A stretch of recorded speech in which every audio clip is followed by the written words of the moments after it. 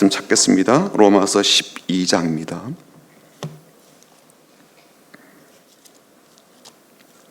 로마서 12장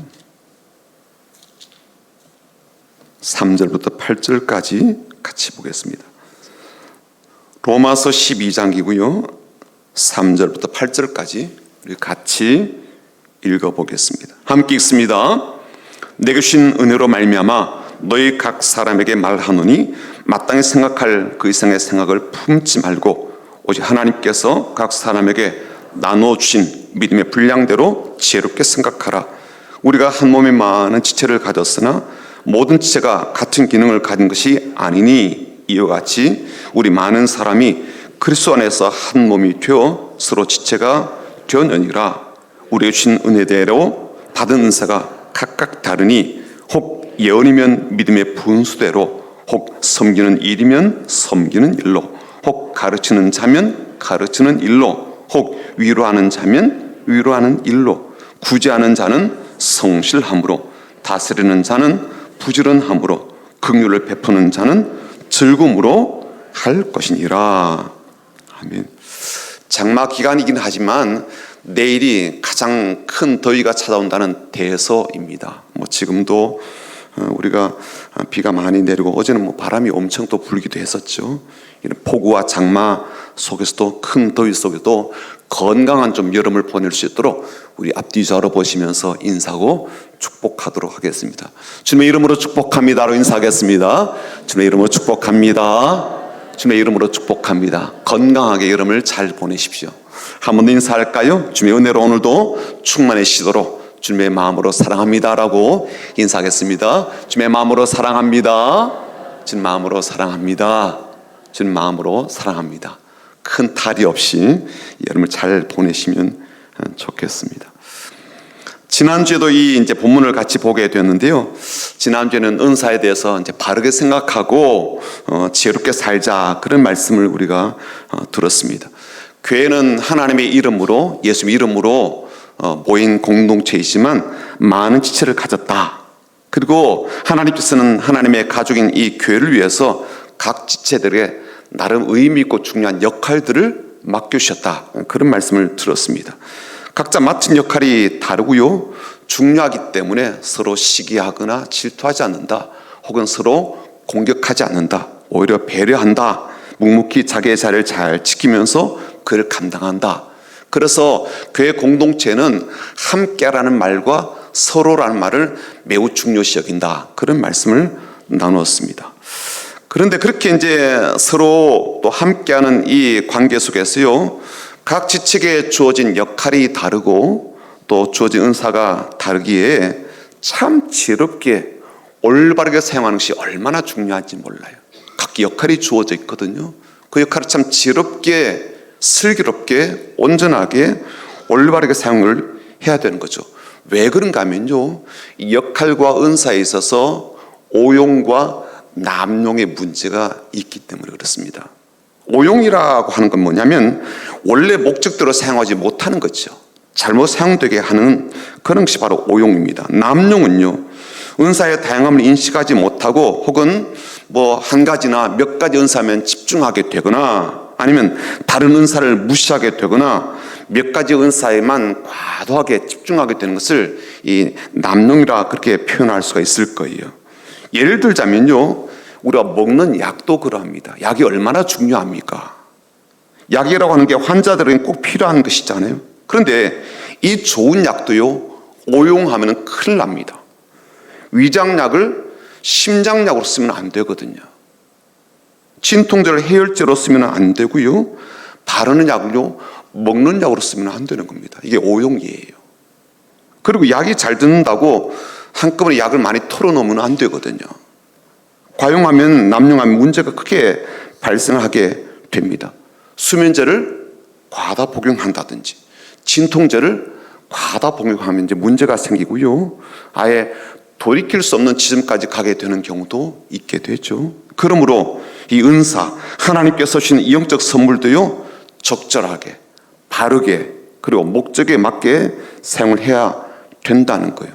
그래서 이렇게 은사를 사용하게 될 때는요, 이 은사를 사용하는 자세와 태도가 매우 중요합니다. 오늘은 하나님께서 우리에게 주신 영적 선물들, 은사들이 무엇인지, 그리고 이 선물들을 어떻게 사용해야 올바로 사용하고 바르게 사용하는지, 제롭게 사용하는지를 좀 배워보려고 합니다. 6절부터 8절까지 각기 은사들이 나오거든요. 총 7가지가 나오는데 어떤 게 있는지를 한번 좀 보자고요. 같이 읽어볼까요? 우리에게 주신 은혜대로 받은 은사가 각각 다르니 혹 예언이면 믿음의 분수대로, 혹 섬기는 일이면 섬기는 일로, 혹 가르치는 자면 가르치는 일로, 혹 위로하는 자면 위로하는 일로, 구제하는 자는 성실함으로, 다스리는 자는 부지런함으로, 긍휼을 베푸는 자는 즐거움으로 할 것이니라. 이 말씀 안에 무려 7가지나 선물이 있습니다. 좋게 생각하면 선물인 거죠. 다양한 은사들이 주어졌는데 한 가지씩 좀 간단하게 좀 살펴보겠습니다. 우선 예언이 먼저 나오는데요. 예언은 믿음의 분수대로 하래요. 6절을 보니까 예언이면 믿음의 분수대로 하라라고 되어 있습니다.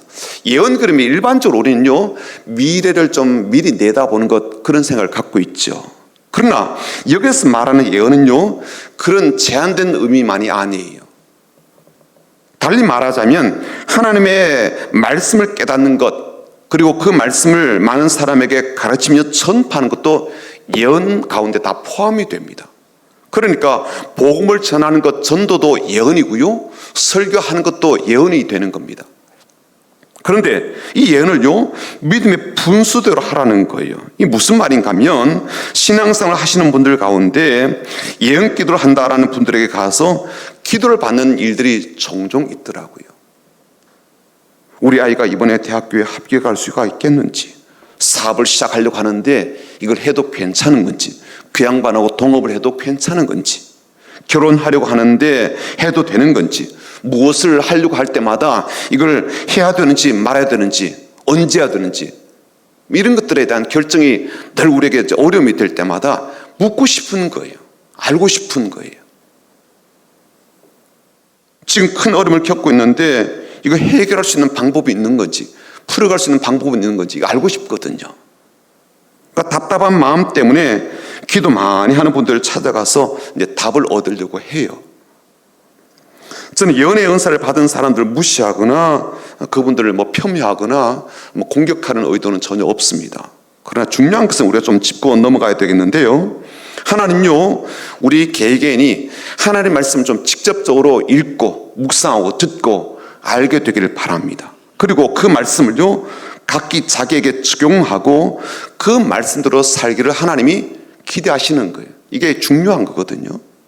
간접적으로 누구를 통해서 나에게도 말씀하실 수도 있지만, 하나님요, 내가 직접적으로 하나님 말씀과 좀 부딪히도록, 내가 하나님 말씀을 좀 만나도록, 내가 하나님 말씀을 좀 읽도록, 그 말씀이 그래 내게 주신 말씀이지라고 이렇게 받아들이기를 기대하시고 바라신다는 거예요.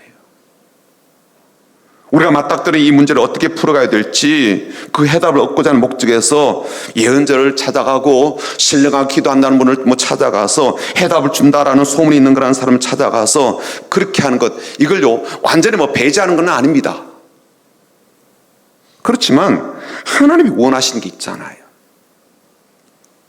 하나님께서 예언자들을 세우시고 그들을 통해서 예언의 말씀을 주시는 목적이 뭐냐는 거예요. 이스라엘 역사를 보니까 수많은 선자를 세우시잖아요. 왜 선자를 세우셨을까? 그들을 통해서 무엇을 그렇게 들려주고 싶어 하셨을까? 이걸 좀 우리가 알자는 겁니다. 예언이라고 하는 게요, 내가 원하는 그런 답을 주는 그런 것에 국한된 것일까요? 그런 목적 때문에 하나님께서 하나님의 선자들을 보내시고 종들을 세우셨을까요? 만약 그런 것들을 위해서 하나님께서 예언 은사를 주셨다라고 생각한다면요, 그 사람 지금 이 은사를요 믿음의 분수대로 생각하지 않는 거예요. 분수대로 쓰고 있지도 않는 것이고요. 물론 하나님께서는 하나님 백성들이 안고 있는 문제라든지 힘겨워하고 어렵다고 생각되는 그런 현실과 상황들에 대해서 해결책도 주시고 그에 대한 답도 주십니다. 그걸 주시지 않는다라는 뜻은 아니에요. 다만 하나님께서 예언자를 주시고 예언의 말씀을 주신 데는요 매우 중요한 목적이 있다는 것을 우리 잊지 말았으면 좋겠어요. 하나님께서 원하시는 것은 뭐예요? 하나님께서 예언의 말씀 가운데 꼭 담아주시고 절대적으로 빠지지 않게 우리에게 주신 것이 있다면 그게 뭐냐면 하나님과의 관계입니다. 하나님과의 관계예요. 예언을 주시는 목적이 뭐예요? 하나님께서 이스라엘 백성들에게 역사 속에서 예언자를 보내셔서 말씀을 계속 들으신 이유가 무엇입니까? 그들이 풀지 못하는 문제를 풀어주려고, 그들의 미래에 무슨 일이 일어날지를 미리 알려주려고. 물론 그것도 있어요. 그러나 그것도 있다 할지라도 그 속에 담긴 목적이 뭐냐는 거예요. 한 가지 목적이 있지요. 하나님 백성과 하나님 관계가 깨어졌을 때 항상 먼저 선자를 보내시더라고요. 그 관계를 회복하고자. 그런 목적 때문에 보내시고 말씀을 들려주시고 예언을 그들 가운데 계속해서 큰 울림이 되도록 말씀하지 않아요. 무엇을 잘못했는지 가르쳐 주고요. 그들이 어떻게 해야 하나님과의 관계를 회복할 수가 있는지를 가르쳐 주도록 그렇게 사람을 보내고 또 보내고 그러지 않아요. 지금 우리가 열왕기 상하 새벽기도 말씀을 우리가 계속 듣고 받고 묵상하고 있는데요. 그렇게 악하게 보이는 여로보암의 길을 걷고 있던 북이스라엘 왕들에게도요. 계속해서 하나님께서 선자를 보내십니다. 엘리야가 그랬고요. 엘리사가 그랬다고요. 그 관계를 돌아보도록, 관계를 점검하도록, 얼마나 하나님께로부터 내가 멀리 떨어져 있는지, 내가 그 길을 신앙적 길을 제대로 가고 있는지를 늘 점검하도록 그렇게 선자를 보내셨어요. 하나님의 뜻과 마음을 알려주기 위해서 종들을 세워서 보내주셨다는 것 아닙니까? 그들이 궁금해하는 것을 해소해 주고요, 그들이 바라는 것을 해결해 주고자 하는 목적에서 그들에게 예언자를 보내신 것이 아니더라고요. 그러므로 만약 예언이라고 하는 것이요, 하나님과의 관계를 회복시키거나 그분과의 관계를 돈독하게 하고 깊게 만드는 것이 아니라고 한다면, 설사 예언자가 참 많은 내용들을 우리에게 들려준다고 할지라도 이게 믿음의 분수대로 하는 게 아닐 수가 있다는 거예요. 그 뜻입니다. 하나님께서 그것을 원하시는 게 아니니까요. 그래요. 믿음의 분수대로 예언한다라는 말은요, 하나님께서 주신 목적을 따라 예언한다, 그런 뜻이 되는 겁니다. 하나님께서 성경을 주신 것도, 하나님께서 말씀을 깨닫게 하시는 것도, 하나님께서 신비한 환상을 주시는 것도, 미래의 그러한 일들에 대한 그림자와 같은 그러한 이야기들을 우리에게 보여주시는 것도 결국은 하나님과 사람 사이의 이 관계를 온전하게 하고 더 밀착되게 하고 더 친밀해지게 하는데 목적이 있더라고요. 이게 안 된다면요, 그 많은 예언과 나한테 필요하다라는 예언이 무슨 의미가 있냐고요. 게다가 하나님이 원하시는 것은요, 내가 그 사람에게 미래 하나님이 하실 일에 대해서 이야기해주고 예언해주는 것도 좋지만 더 중요한 것은 그 사람이 이제 스스로 하나님의 그런 뜻을 구하고 하나님의 말씀을 읽고 묵상하며 공부하고 지금 그 말씀을 자기 자신에게 적용하여 살아내는 것에 목적이 있거든요. 그게 목적이에요. 이 문제를 피해가는 것, 이 문제를 해결해가는 것, 이 문제에 대한 집중만 되는 게 아니라 실은 내 삶에 대한 관심이 깊으셔서 말씀을 주신 것 아니겠어요? 이젠 그 사람이 단독적으로 개인적으로 하나님과 새로운 깊은 만남의 관계로 나아가도록 주신 것이 바로 예언의 말씀이라고요. 예언의 말씀. 두 번째는 섬기는 일로 하라라고 했습니다. 섬긴다는 말은요, 자신에게 그런 책임이나 의무가 주어지지 않더라도 스스로 알아서 나서서 보살피고 도와주고 돌보는 것을 말합니다. 원어적으로 본다면 종의 입장에서 도와주는 것이고요, 또 엄마 입장에서 나눠주는 섬김을 의미한다라고 볼 수가 있어요. 종도 그렇지만 엄마도 어떻습니까? 자기 입맛을 고려하지 않지요. 그렇죠? 자기의 어떤 그런 생각을 따르지 않아요.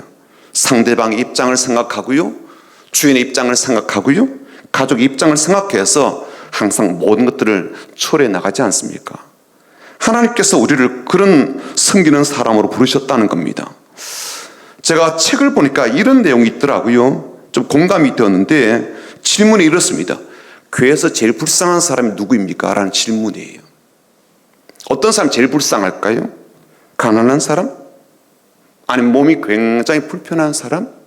아니면 지금 그 주변에 아무도 없어서 혼자 그냥 하루하루 살아내는 사람, 이런 사람이 불쌍한 사람일까요? 그럴 수 있겠죠. 그런데 그 책에서 저자는 뭐라고 이야기를 하는가 하면요, 교회에서 제일 불쌍한 사람은 그냥 예배만 드리고 가는 사람이래요. 이게 뭔 뜻인가라고 좀 보았더니 이런 겁니다. 남에게 전혀 도움을 줄 모르는 채 자기 한 몸만을 위해 사는 사람, 이 사람이 제일 불쌍하다는 거예요. 왜냐하면 하나님께서 우리를 그런 존재로 만드시지 않았기 때문이랍니다. 하나님께서 우리를 만드실 때 무슨 일이든 남을 위한 역할을 다 갖도록 그렇게 창조하셨다는 거예요. 남을 위한 삶은요, 한 사람도 없다는 거예요. 누군가를 위해 살도록 우리를 창조하시기 땅에 넣어놓으셨다는 거예요. 그런데 아무것도 남을 위해 사는 것이 없는 사람이라면 이보다 더 불쌍한 사람이 어디 있는가라고 저자가 그렇게 이야기를 합니다. 좀 공감이 되더라고요. 신앙적으로 본다면, 영적으로 본다면 그보다 더 불쌍한 사람이 없다는 거예요. 물론 이렇게 생각할 수도 있겠죠. 목사님, 나 몸이 이렇게 아파가지고 아무것도 못한다고, 나이가 이렇게 들어가지고 할 수 있는 게 없다라고. 그런데 정말 할 수 있는 게 있거든요. 그게 뭐냐면요, 엎드려 기도해 주는 거. 진짜 기도의 시간이 있잖아요. 내가 혼자 있는 시간이 많다고요. 외로워요. 그렇지만 엎드려 기도할 수 있는 시간은요, 굉장히 많이 확보가 되어 있는 사람 아닙니까?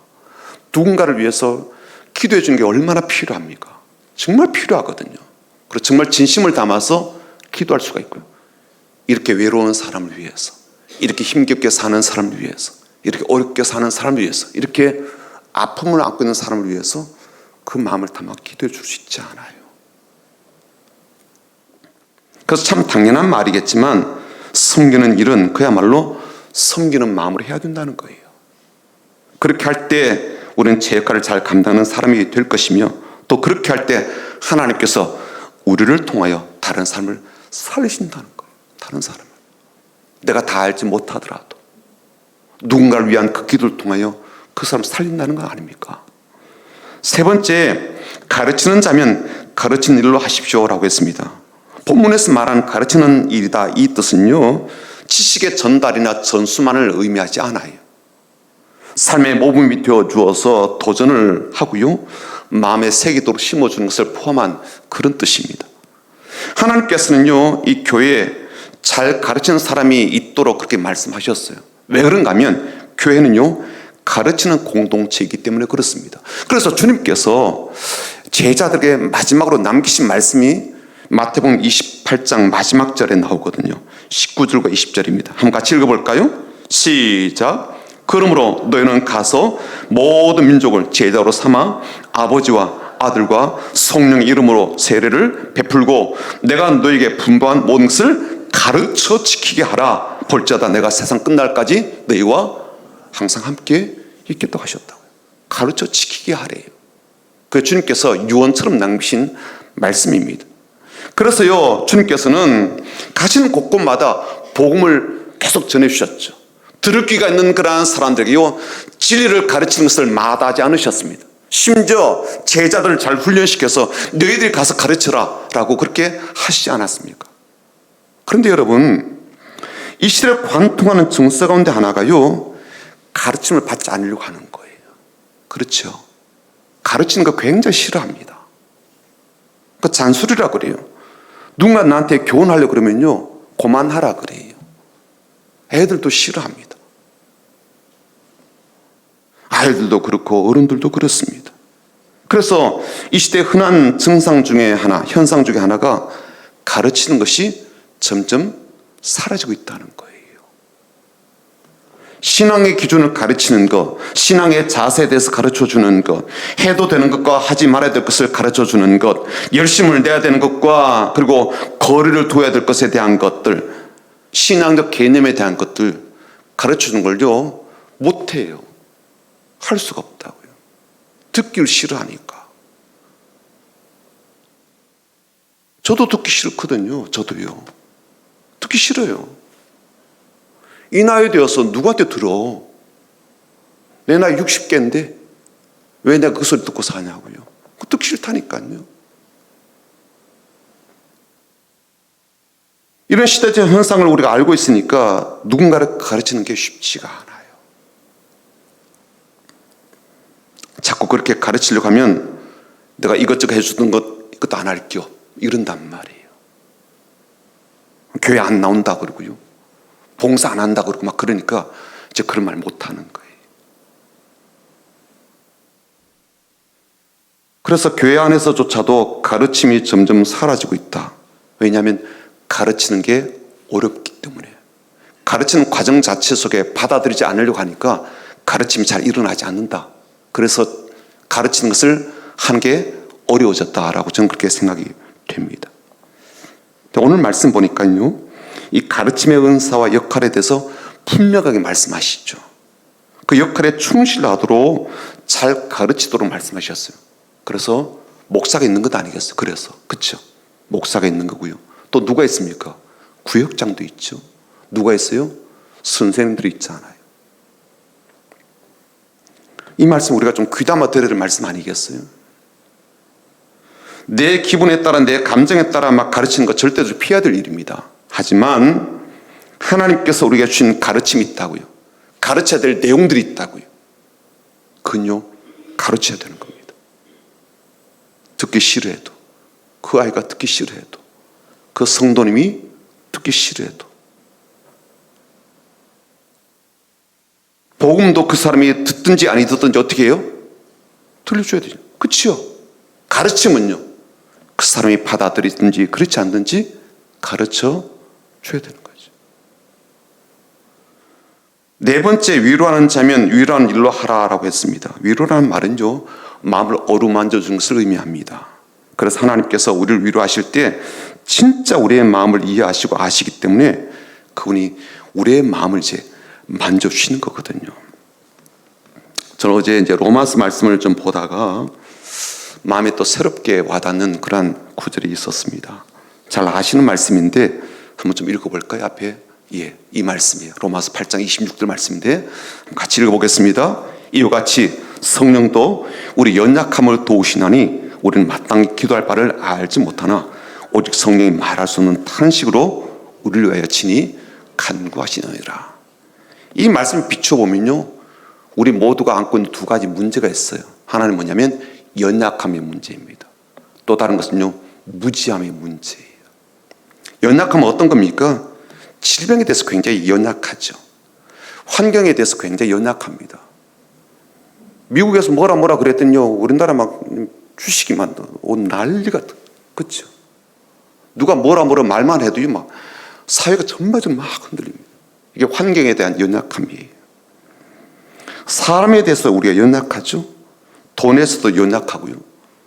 누가 나에 대해서 하는 말에 대해서 굉장히 연약합니다. 뭐 화도 나고요, 막 침체가 되기도 하고. 그 연약함 때문에 그렇잖아요. 그 사람이 그런 말을 했건 말건 나는 내 길로 간다, on my way, 그렇지 않고요. 그래요? 왜 그런 말 했을까? 쥐가 몰라 한다고 이런단 말이에요. 이게 반응을 하는 거죠. 연약해서 그런 거예요. 교회가 지서도 귀찮은요? 가잖아요. 귀찮으니까 우리는 못 가는 거예요. 계속 짓는다고. 그럼 때려잡아야 되겠다, 그런 생각을 한단 말이에요. 우리 연약함이거든요. 영적으로 연약하니까 시험에 쉽게 빠지죠. 옛 습관으로 다시 자꾸만 돌아가게 되고요. 그런 것들이 이제 우리 가운데 있는 연약함의 문제입니다. 누구나 사람은 한 가지 이상의 연약함의 문제를 안고 있습니다. 또 한 가지, 이것만 문제가 아니라 무지함의 문제도 있죠. 기도가 중요하다, 기도가 효력이 있다, 막 그래도요, 뭘 기도해야 될지 잘 몰라요. 기도하고 있지만 이게 지금 바른 기도인지 아닌지도 잘 모를 때가 있다고요. 이게 푸념인지 연민인지 아니면 진짜 이게 문제인 건지, 이게 정말 응답이 돼야 되는 건지, 당장 지금 내가 힘들고 어려우니까 막 기도하고 있지만 이게 바른 기도인지 잘 모르는 거죠. 기도에 대해서만 모르겠습니까? 뭐 인생에 대해서 우리가 잘 알고 있을까요? 내 아내에 대해서 잘 아십니까? 어때요? 지금 제 아내랑 꽤 오래 살았잖아요. 26세 결혼했으니까. 오래 살았지만요, 모르는 게 있어요. 이 양반한테. 여러분은 어때요? 아내에 대해서는 잘 아십니까? 아유, 그 인간 미워서 내가 그냥 그 인간이라고 하는 그 사람에 대해서 좀 잘 아시나요? 그 인간이 얼마나 외로운지 잘 아시냐고요. 인생에 대해서 얼마나 깊은 고민을 안고 있는지 잘 아시냐고요. 애들은 어때요? 제가 알기로는요, 어떤 부모님들은 등잔빛이 어둡다고요. 애들 잘 몰라요. 부모님 모르는 사실 제가 알고 있다고요. 교회에 대해서는 좀 잘 아십니까? 하나님에 대해서는 좀 잘 아셔요. 모태신앙인 저는요, 벌써 61년 살았으면서 하나님 얼마나 알겠습니까? 하지만 모르는 게 훨씬 더 많습니다. 여러분보다 더 모르는 게 더 많을 수도 있어요. 영적인 것은 물론이고요, 나 자신에 대해서도 제대로 알고 있을까요? 나 자신에 대해서 모르는 것 투성이죠. 연약한 데다가 모르는 것이 더 많은 그 문제를 안고 있는 사람들을 위해서 어느 누구도 이런 내 문제를 해결해 주지 못하는데, 심지어 공감조차도 하지 못하는데 성령께서 말할 수 없는 탄식으로 나를 위해서 친히 간구해 주신대요. 나도 나를 잘 몰라가지고 그렇게 살고 있는데 성령께서 뭘 아신다고, 그걸 알고 나니까 견딜 수 없는 탄식함으로 신음소리를 내면서 나를 위해 기도해 주신대요. 그게 다시 마음에 와닿는데요, 마음이 견딜 수가 없는 거예요. 그렇게 말할 수 없는 탄식으로 기도해 주신다라는 그 말 속에 뭐가 있습니까? 내 마음을 이해한다는 거잖아요. 그렇지 않아요? 마음을 이해하지 못하면서 무슨 탄식으로 기도해 줘요? 그분이 얼마나 내 마음을 속속들이 이해하시고 아시면서 어루만져 주시는지 말할 수 없는 신음소리를 내시면서 탄식함으로 기도를 하시고 간구해 주신대요. 누가 나를 위해서 그렇게 탄식하며 기도해 주겠냐고.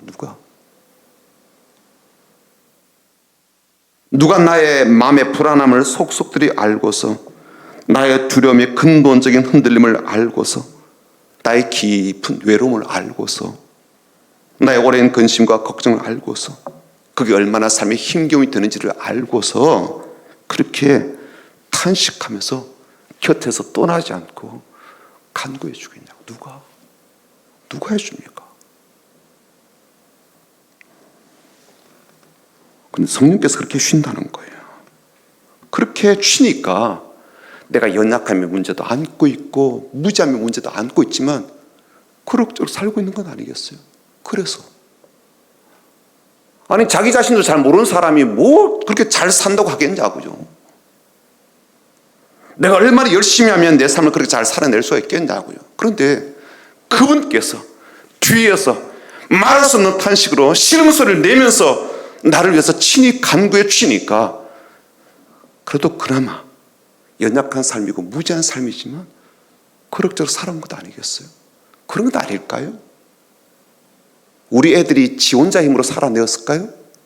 여러분들의 뒷바라지가 있었잖아요. 그렇지 않아요. 그놈들은 잘 몰라도 여러분들이 눈물 흘리면서 뒷바라지한 세월이 있었고 삶이 있었지 않나요? 그런 것처럼 우리의 삶도 그렇지 않겠냐고요. 나를 위해서 말할 수 없는 탄식으로 간구하시는 그분이 계셨기에 내가 여기까지 이룰 수 있었던 거 아니에요? 그렇지 않을까요?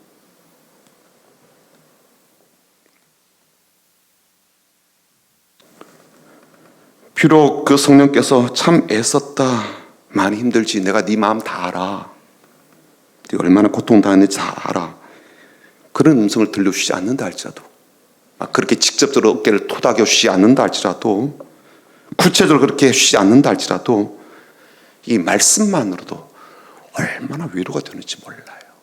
그렇죠? 그런 것처럼 우리도 위로를 할 때 하나님께서 우리의 마음을 어루만져 주시듯 그렇게 상대방의 마음을 어루만져 주게 될 때 참된 위로가 된다라는 것 아니겠습니까? 그리고 하나님께서 우리를 위로하실 때는요, 단지 우쭈쭈 하는 그런 위로만 아니고 실은 어떤 것까지 하시는가 하면 용기를 갖고 다시 일어서게 하거든요. 일어서야 되지 않아요. 사람이 아이고 힘들어요, 그래 많이 힘들구나, 이렇게만 할 게 아니라 일어서도록 붙잡아 주시지 않아요. 그게 위로인 거죠. 사역을 위해서 다시 도전하도록 용기 주고 격려하는 것, 이게 참된 위로이죠. 하나님 그렇게 하시지 않아요. 엘리야에게 그렇게 하시지 않았습니까? 먹이시고 입히시고 토닥여 주셔서 다시 사역의 자리로 가도록 해주시지 않나요? 그래서 참된 위로이죠. 위로하는 거라면 그렇게 해달라고 부탁하시는 거죠. 다섯 번째, 구제하는 자는 성실함으로 하래요. 구제하게 될 때 우리에게 유혹이 있습니다. 그 유혹이 뭐냐면요, 구제가 실상은 대가를 바라지 않고 끊임없이 이제 퍼줘야 되는 건데, 주다 보니까요, 내가 주는 것을 그 사람이 좀 알아주었으면 좋겠다라는 마음이 생겨난다는 거예요. 주고받는 것에 이제 계산이 따르지 말아야 되는데, 돌아올 분량에 대해서 생각하지 말아야 되는데, 자꾸 하다 보니까 돌아올 몫에 대한 생각이, 그리고 계산이 자꾸만 내 속에 이제 일어나게 되더라는 거죠. 이만큼 주었어, 이런 게. 지금까지 해주었어, 이런 것. 이게 좀 우리 안에 이제 계산이 자꾸 된다는 거예요. 내가 이만큼 해주었으니까 상대방도 최소한 요만큼은 반응이 있어야 되지 않을까라는 기대들이 우리 가운데 생겨난다는 거예요. 다른 말로 한다면 생색을 내고 싶은 유혹도 생기는 거죠. 자랑하고 싶은 마음도 생겨나게 되고요.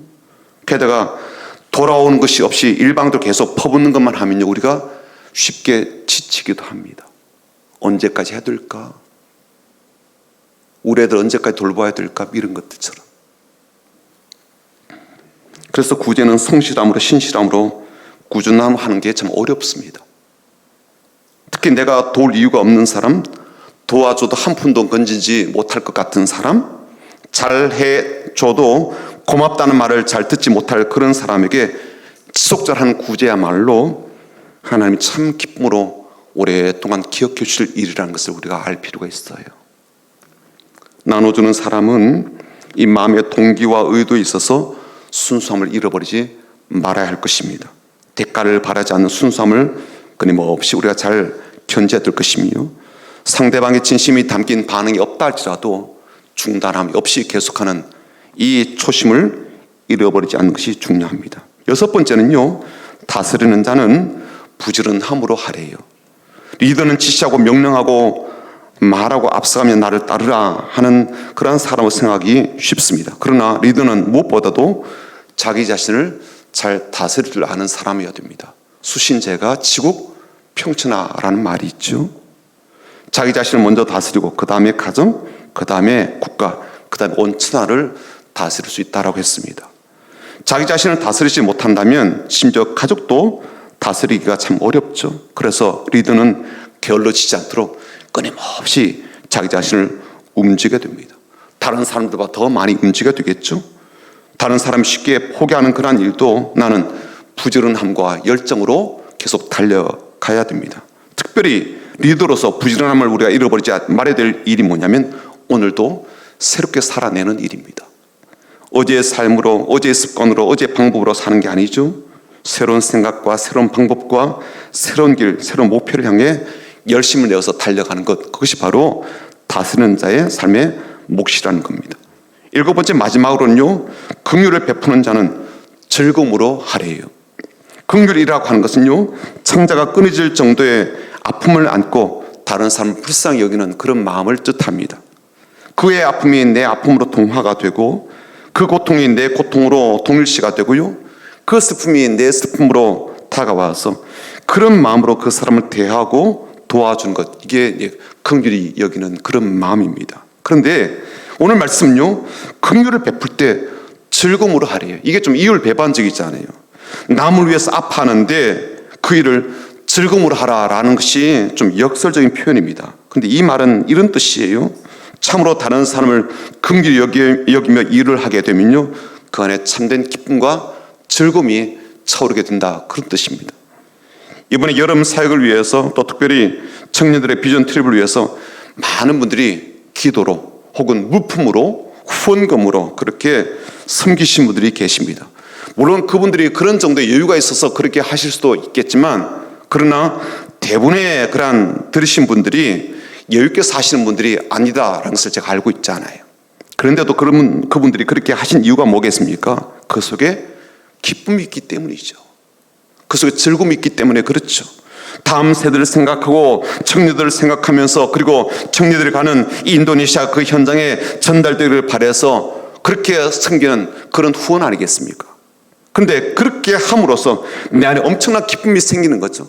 내 안에 영적인 희열이 생기는 거죠. 감사함이 생기게 되는 거죠. 긍휼을 베풀게 되면 하나님께서 우리에게 그 일을 즐겁게 감당할 수 있는 마음도 주시고 내 마음에 말할 수 없는 기쁨을 주시는 거거든요. 그래서 누군가에게 긍휼을 베풀게 되면, 내 마음을 담아서 그렇게 하게 되면 이상하게도 내 마음 저 깊은 곳에서 기쁨이 쭉 올라오게 됩니다. 감사함이 올라오게 되고요, 행복함이 올라오게 되죠. 제가 얼마 전에 좀 그런 마음이 들더라고요.